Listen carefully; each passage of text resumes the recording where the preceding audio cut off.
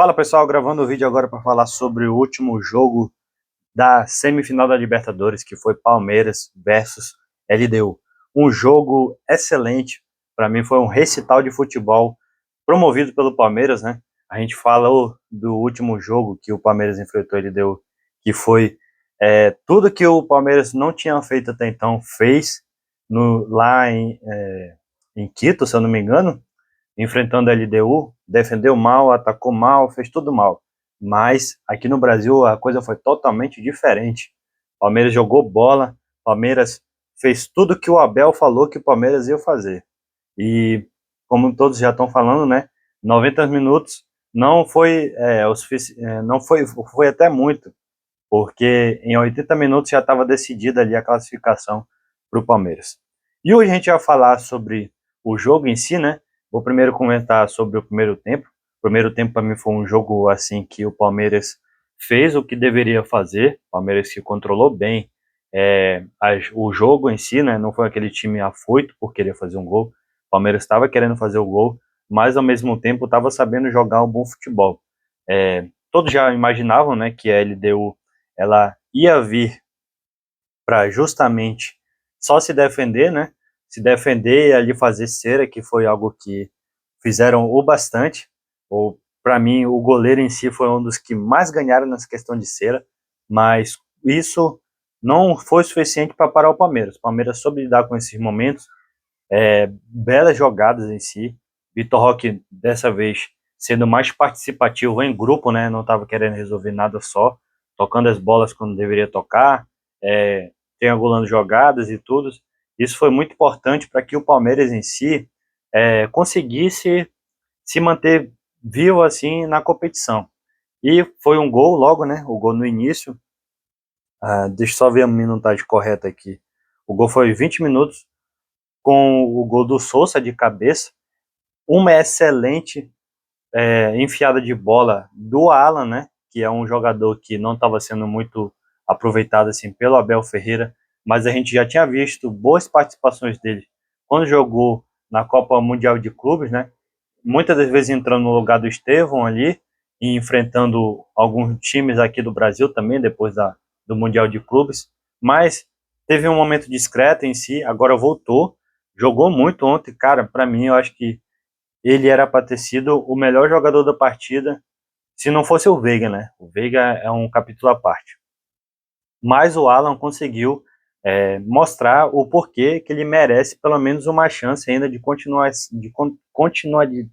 continuação. Tá falando certo agora.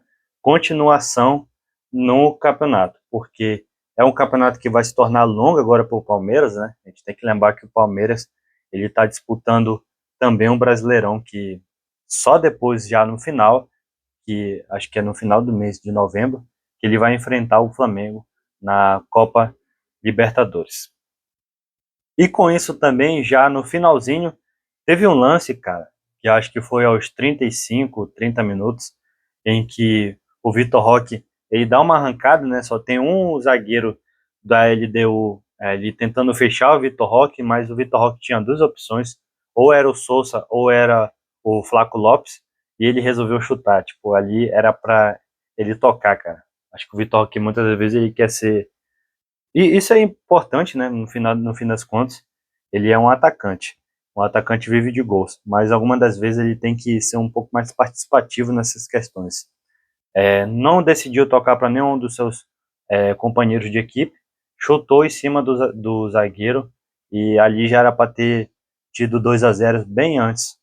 E para mim, o que já se torna muito importante, o Bruno Fux. Já fez o gol já no final do primeiro tempo, um gol que mantém o Palmeiras vivo na intenção de querer vencer o jogo da maneira de como tinha que vencer, né? Que era no 4-0 no mínimo ali, ou então 3-0 para levar a disputa para os pênaltis. O Palmeiras tinha que fazer isso, tinha que fazer esse gol para dar esperança não só para os torcedores, para o torcedor jogar muito, e junto com o time em si, né, que estava disputando o jogo ontem, mas também para dar um pouco mais de ânimo no geral para quem estava pensando em fazer essa virada histórica que aconteceu. Já no segundo tempo, o Abel Só para termos estatísticos, né? Estou pegando os dados aqui do SofaScore, só para dar uma pincelada do que foi o primeiro tempo. O primeiro tempo o Palmeiras teve 69% de posse de bola, já a LDU teve 31%.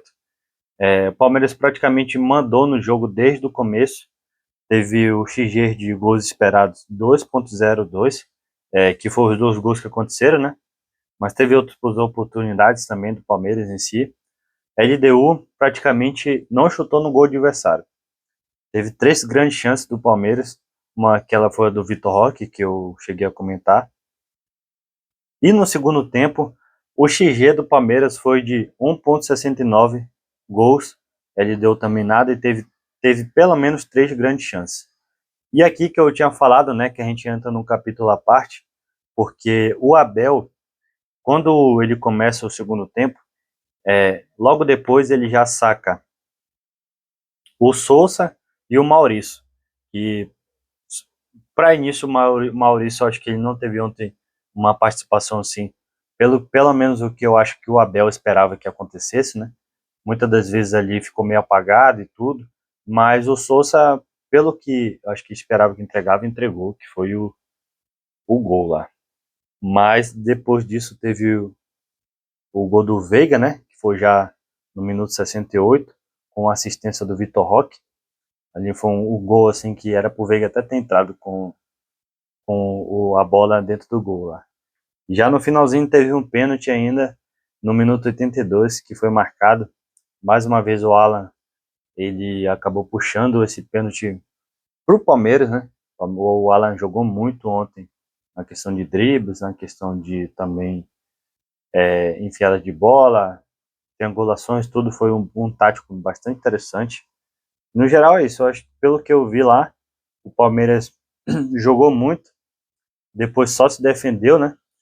E é importante a gente falar que o Palmeiras em si agora ele vai ter um campeonato longo, o Palmeiras vai enfrentar adversários duros até chegar à final da Libertadores. O Flamengo também, né?